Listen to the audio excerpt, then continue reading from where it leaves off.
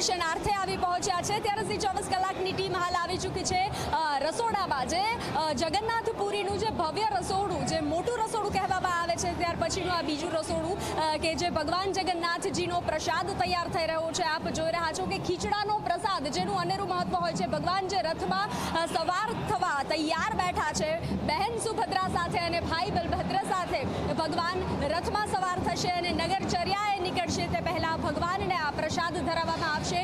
તો ભક્તોએ ખૂબ જ ભાવપૂર્વક અને ખૂબ જ શ્રદ્ધા સાથે આ પ્રસાદ જે છે તે તૈયાર કર્યો છે અને ભક્તોમાં જે છે અનેરો ઉત્સાહ જોવા મળી રહ્યો છે.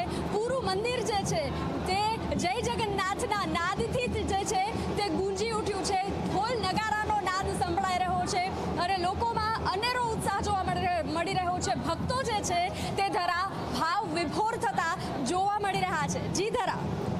બિલકુલથી બંસી, તમારી પાસે પરત ફરીશું. તો અત્યારે મંદિરમાં જે માહોલ છે તમે જુઓ, અમિત શાહ અત્યારે પરત ફરી રહ્યા છે. અમિત શાહે મંગળ આરતી કરી.